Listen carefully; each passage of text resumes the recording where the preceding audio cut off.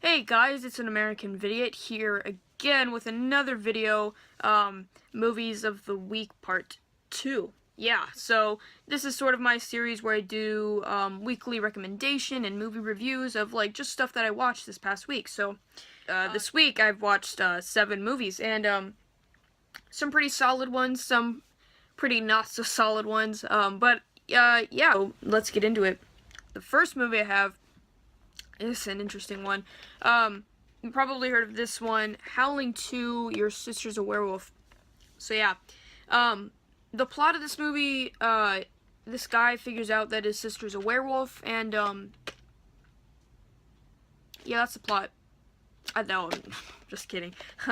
Yeah, so it's weird. It has like cult werewolves, like a cult of werewolves, and like this werewolf girl who has magical powers, and Christopher Lee is in it. I have no idea what is going on in this movie, but yeah, this movie is atrocious. It's really bad. It's like Troll 2 level bad, and fortunately it does fall into that so bad it's good category. I did have a fun time watching this movie. It was just not, it didn't have a lot going for it. Christopher Lee is probably the only good actor in this movie. All of the acting is just really bad. It seems like nobody wants to be there. And obviously it's impossible for Christopher Lee to be bad in a movie, so like, you know, it's sort of a given, but just even the werewolf acting, this was some of the worst werewolf acting I've seen in a long time. There was a couple cool scenes with really awesome effects, like gore, which was cool to see. There was at least 2 that I enjoyed, so I'll give it that, but The Howling 2 is not a great movie, and it has nothing to do with the first Howling, but, you know, it's still an enjoyable watch, and I recommend you do watch it just with friends and, like, you know, for a good time. It's not, like, painful to watch like some movies are that are really bad.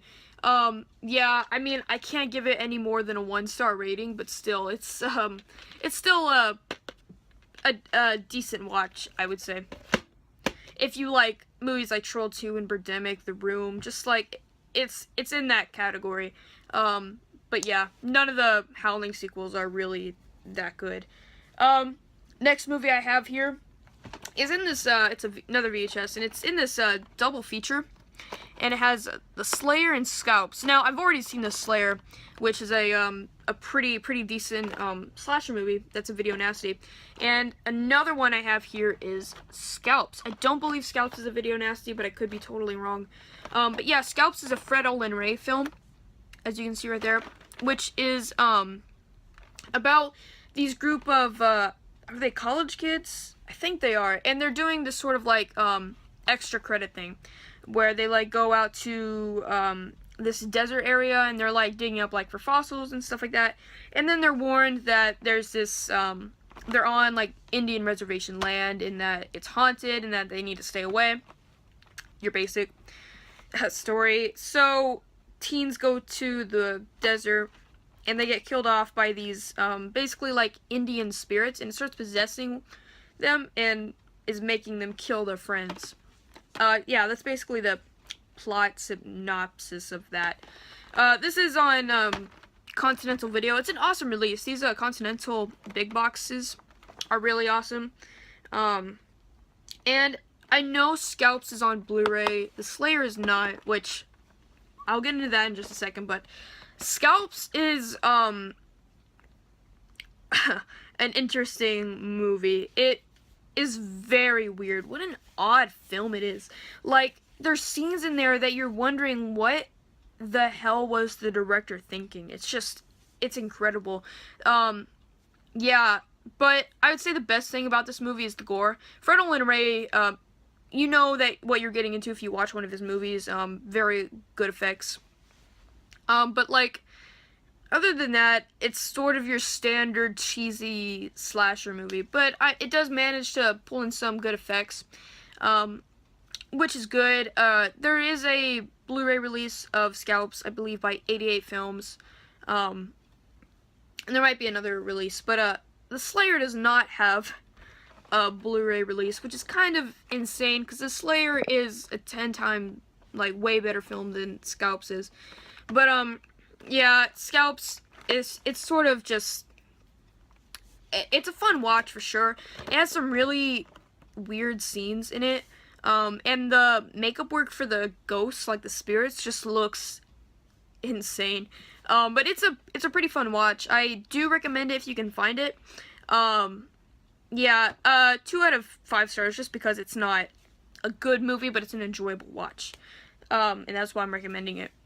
Next movie I have here is The Silent Scream, and this isn't really a movie, as is a episode in the Hammer House of Horror series, which I don't think has a lot of episodes. It probably has like 3 or 5. It's basically like a Masters of Horror thing, but for Hammer films. And so, yeah, this is a Elvira release, but this one has Peter Cushing and Brian Cox. Great cast, with just those two. But this one's sort of about this guy who owns like this exotic pet shop, and he bails this one guy out of jail, and then, you know, the guy likes telling him thank you, and the guy at the pet shop like basically shows him his underground basement thing, which is showing him basically that he has these like really like untamed wild animals like tigers and panthers and like monkeys and crazy stuff like that, and he has the fence open for their cages, and this guy is wondering like, why do you have these fences open? And he realizes that this guy's kind of like not right in the head, and he like likes to torture these animals, and the guy sort of ends up becoming like one of the animals. I don't mean that he's transformed into animals, but he is thrown into one of these cages, and this pet shop owner's kind of like doing one of his like sadistic experiments on him. That's pretty much, it's not a great like summary of that film, but that's sort of what it's about. This one's a very underrated I'll just call it film. I think there is a DVD release of these like Hammer Films of Horror set. I'm not positive though. I know about this release, obviously, this Elvira release, but other than that, I'm not completely sure. This was a really good watch. I really enjoy this movie. Brian Cox and Peter Cushing are great in it. Peter Cushing is just such a menacing, like, villain. It's so great. And yeah, there's just some really cool scenes in this one. It's kind of slow.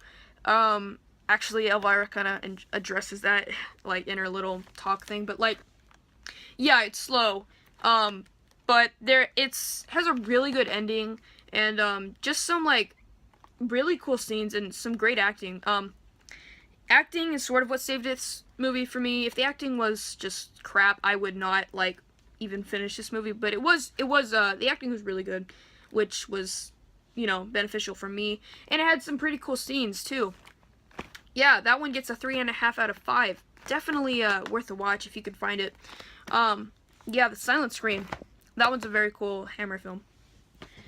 Okay, next one we have up here is Dark Waters. Let's see if you can see that. This is a release by No Shame Films. And this one is a Mariano Bino film. I don't know if that's how you pronounce it. But yeah, this is his first film, and I think his only feature-length film. He might have another one, but he hasn't done a lot of other feature-length films besides this one. And this one is sort of like a religious cult movie.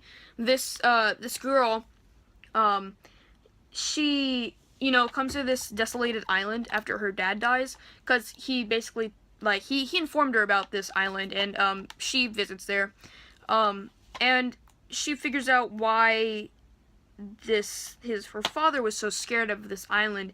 It's led by this religious cult that does these like sacrificial ceremonies, and yeah, it kind of goes downhill from there and just gets bonkers. But this one for me was great. It was one of the best films I've watched. I guess religious films that I've watched in a while. Yeah, just really well shot. And I don't know if it was the transfer on this DVD or if it was just the way it was shot, but it's very beautiful.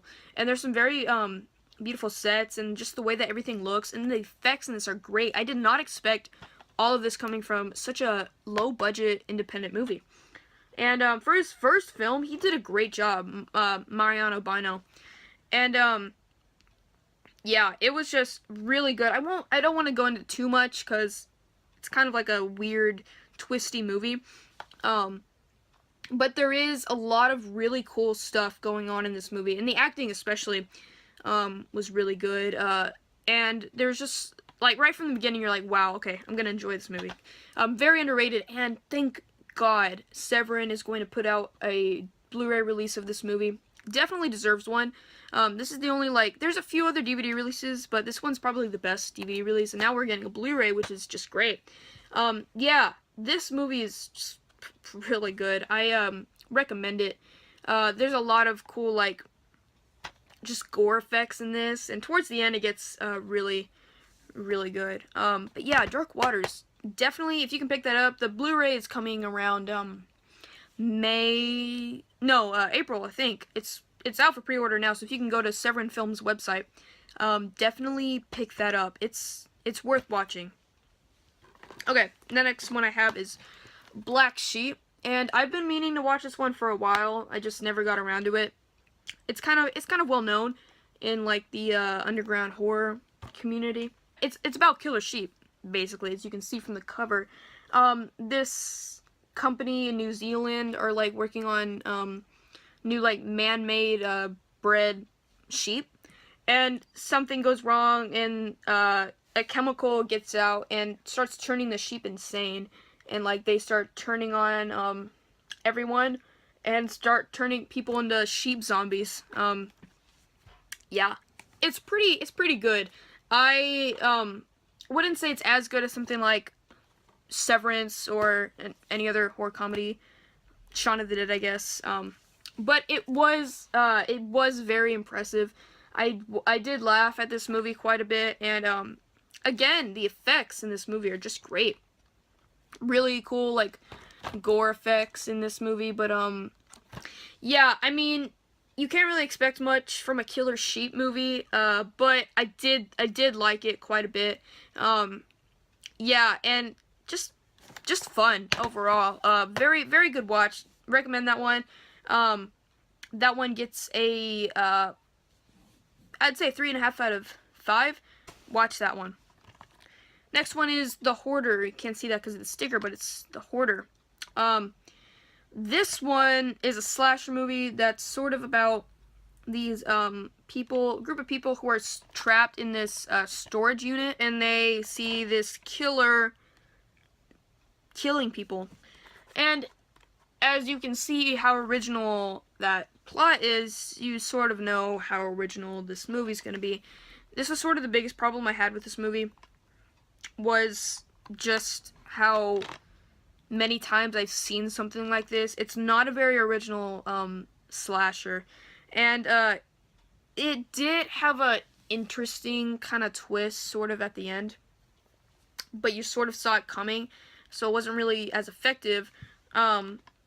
But it was just not as good as I thought it was going to be. It looked very good, and I've seen some pretty positive reviews, but it didn't work for me. The execution was just kind of poor. It had, I'll give it this. It was very good.